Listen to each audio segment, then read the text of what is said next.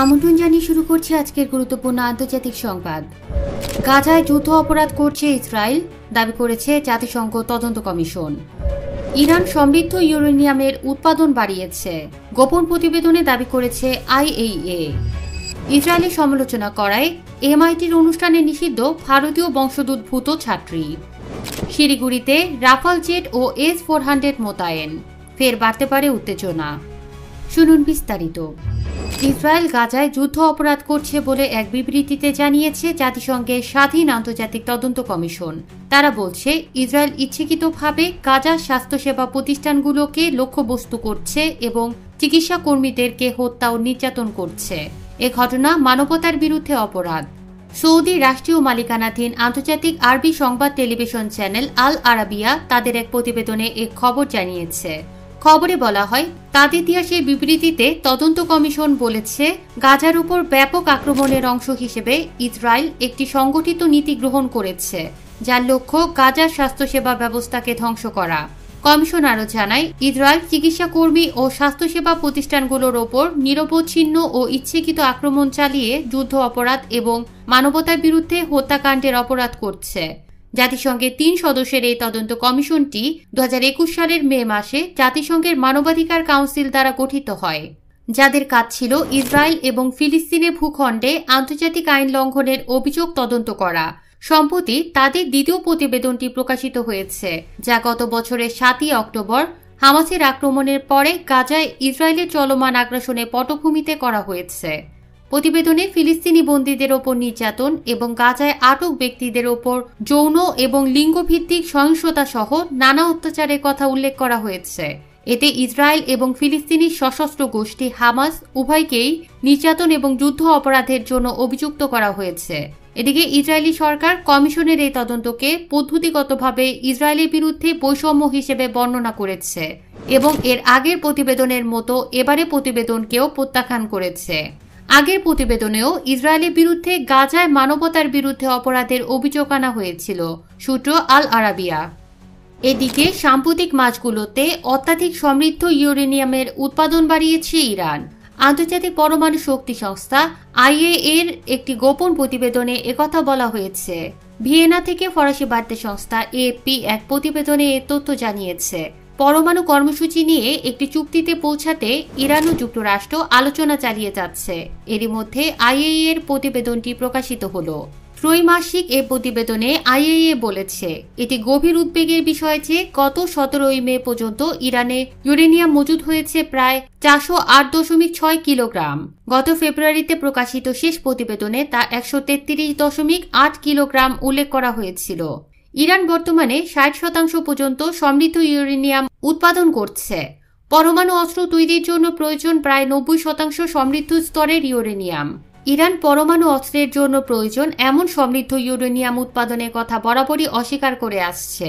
IAEA পরমাণু কর্মসূচি তদন্তের ক্ষেত্রে তেহরানের অসহযোগিতার সমালোচনা করেছে। প্রতিবেদনে বলা হয়, ইরান নিয়মিত সুরক্ষা বাস্তবায়নের বিষয়ে সংস্থার সাথে সহযোগিতা অব্যাহত রাখলেও বেশ কয়েকটি ক্ষেত্রে তাদের সহযোগিতা সন্তোষজনক নয়। বিশেষ করে অঘোষিত স্থানে পাওয়া পরমাণু পদার্থ নিয়ে ইরানের ব্যাখ্যা সন্তোষজনক নয়। প্রতিবেদনে বলা হয়, সংস্থাটি ইরানকে বারবার যে প্রশ্ন করেছে তারা এর যথার্থ উত্তর দেয়নি অথবা প্রযুক্তিগতভাবে বিশ্বাসযোগ্য উত্তর দেয়নি। মার্কিন প্রেসিডেন্ট হিসেবে ডোনাল্ড ট্রাম্প তার প্রথম মেয়াদে 2015 সালের ঐতিহাসিক চুক্তি থেকে একতরফাভাবে মার্কিন যুক্তরাষ্ট্রকে প্রত্যাহার করে নেয়। এই চুক্তিতে ইরানের পরমাণু কর্মসূচি সীমিত রাখার বিনিময়ে তাদের উপর নিষেধাজ্ঞা শিথিল রাখার শর্ত আরোপ করা হয়েছিল, সূত্র এএফপি। এদিকে ভারতীয় বংশোদ্ভূত মার্কিন শিক্ষার্থী মেঘা ভেমুরিকে স্নাতক সমাপনী অনুষ্ঠানে নিষিদ্ধ করেছে যুক্তরাষ্ট্রের Massachusetts university of technology MIT. গত বৃহস্পতিবার এক অনুষ্ঠানে ফিলিস্তিনের পক্ষে বক্তব্য দেওয়ার পর তার বিরুদ্ধে সিদ্ধান্ত নেয় এমআইটি কর্তৃপক্ষ। মেঘা ভেমুরি এমআইটির 2025 ব্যাচের সভাপতি। তিনি স্নাতক অনুষ্ঠানের প্রধান হিসেবে অংশ নেওয়ার কথা ছিল। বিশ্ববিদ্যালয়ের উপাচার্য মেলিসা নোবেলস জানিয়েছেন, মেঘার স্নাতক অনুষ্ঠানে প্রবেশ নিষিদ্ধ করা হয়েছে। উপাচার্য আরও বলেন, মেঘা ও তার পরিবারের সদস্যরা ওই দিন প্রায় পুরো সময়ের জন্য বিশ্ববিদ্যালয় ক্যাম্পাসে নিষিদ্ধ থাকবেন। উপাচার্য নোবেলস একটি ইমেইলে মেঘাকে লিখেছেন, আপনি পরিকল্পিতভাবে এবং বারবার স্নাতক অনুষ্ঠান আয়োজকদের বিভ্রান্ত করছেন। আমরা মত প্রকাশের স্বাধীনতাকে স্বীকৃতি দেই, কিন্তু আপনি মঞ্চে প্রতিবাদ চালিয়ে একটি গুরুত্বপূর্ণ অনুষ্ঠানে ব্যাঘাত সৃষ্টি করেছেন, যাতে আমাদের নির্ধারিত নিয়ম, সময়, স্থান ও পদ্ধতি লঙ্ঘিত হয়েছে। ভারতীয় বংশোদ্ভূত মেঘা ভেমুরির জন্ম বেড়ে ওঠা যুক্তরাষ্ট্রের জর্জিয়া অঙ্গরাজ্যের আলফারেটা শহরে। তিনি আলফারেটা হাই স্কুল থেকে 2021 সালে স্নাতক হন এবং এরপর একই বছর MIT-তে ভর্তি হন। সেখান থেকে তিনি কম্পিউটার সায়েন্স, নিউরোসায়েন্স ও ভাষাতত্ত্ব নিয়ে পড়াশোনা শেষ করেছেন। তিনি স্নাতক ক্লাসের সভাপতি হিসেবে দায়িত্ব পালন করেছেন। মেঘা MIT ছাত্র সংগঠন রিটেন রেভলিউশনের সদস্য, যা বিপ্লবী চিন্তাধারা প্ল্যাটফর্ম হিসেবেই পরিচিত। এর আগে তিনি দক্ষিণ আফ্রিকার UCT নিউরো সায়েন্সের ইনস্টিটিউটে গবেষণা সহকারী হিসেবে কাজ করেছেন। কি বলেছিলেন মেঘা? লাল ক্যাফিয়ে অর্থাৎ ফিলিস্তিনের প্রতি সমর্থনের প্রতীক স্কার্ফ পরে মেঘা ভেমুরি গাজায় ইসরায়েলের নৃশংস কর্মকাণ্ডের কঠোর সমালোচনা করেন। তিনি বিশ্ববিদ্যালয়ের সঙ্গে ইসরায়েলের সম্পর্কেরও বিরোধিতা করেন এবং সহপাঠীদের ইসরায়েল বিরোধী প্রতিবাদে অংশ নেওয়ার আহ্বান জানান। মেঘা বলেন, MIT একটি বিদেশি সামরিক বাহিনীর সঙ্গে গবেষণা অংশ নিচ্ছে, সেটা হলো ইসরায়েলি বাহিনী। এর অর্থ হচ্ছে ফিলিস্তিনিদের ওপর ইসরায়েলের আক্রমণে শুধু আমাদের দেশ নয়, আমাদের শিক্ষা প্রতিষ্ঠানও জড়িত। তিনি আরো বলেন, আমরা দেখছি ইসরায়েল কিভাবে ফিলিস্তিনকে পৃথিবীর মানচিত্র থেকে মুছে ফেলতে চাইছে। এটা লজ্জার যে MIT-তে অংশীদার। MIT-র এই শিক্ষার্থী আরো বলেন, গত বসন্তে MIT-র আন্ডার গ্রাজুয়েট ও গ্রাজুয়েট ছাত্র ইউনিয়ন ভোট দিয়ে ইসরায়েলি সামরিক বাহিনীর সঙ্গে সম্পর্ক ছিন্ন করার সিদ্ধান্ত নিয়েছিল।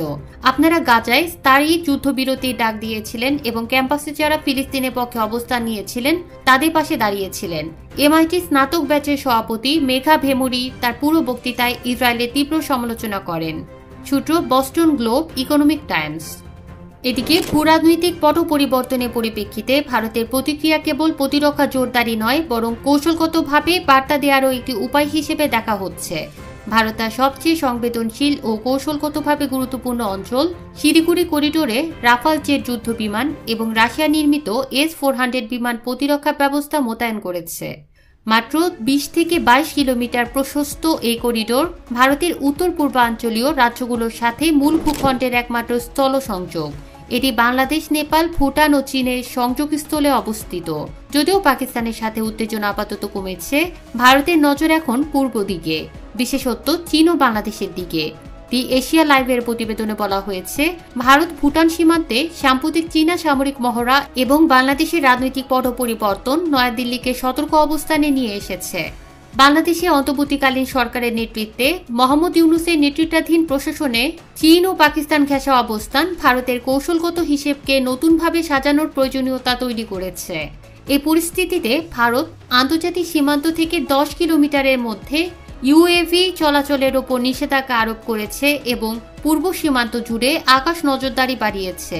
এদিকে বাংলাদেশ 32টি চীন পাকিস্তান যৌথভাবে তৈরি JF-17 থান্ডার যুদ্ধ বিমান সংগ্রহের পরিকল্পনা করছে বলে যে খবর সামনে এসেছে, তাতে ভারতের উদ্বেগ আরও বেড়েছে। এই জেটগুলো AESA রাডার, ইলেকট্রনিক ওয়ারফেয়ার পড এবং দূরপাল্লার ক্ষেপণাস্ত্রে সজ্জিত। উত্তর